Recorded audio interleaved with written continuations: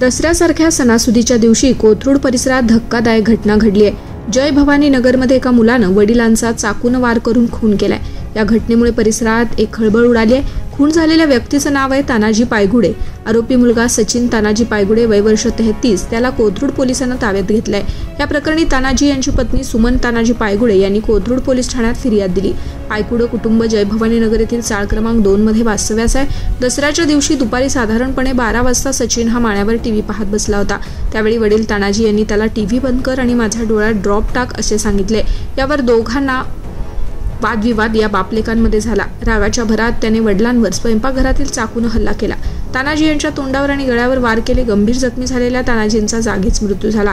घटनेची माहिती मिळताच कोथरूड पोलीस घटनास्थळी दाखल झाले। आरोपी मुलाला त्यांनी ताब्यात घेतलंय। याच्यावर खुनाचा गुन्हा दाखल करण्यात आलाय। सणाच्या दिवशीच घराघरात आनंदाचं वातावरण असताना जय भवानी नगरमध्ये घडलेल्या या खुनाच्या घटनेने नागरिकांमध्ये मोठी खळबळ उडाली आहे। पोलीस याचा अधिक तपास करतायत।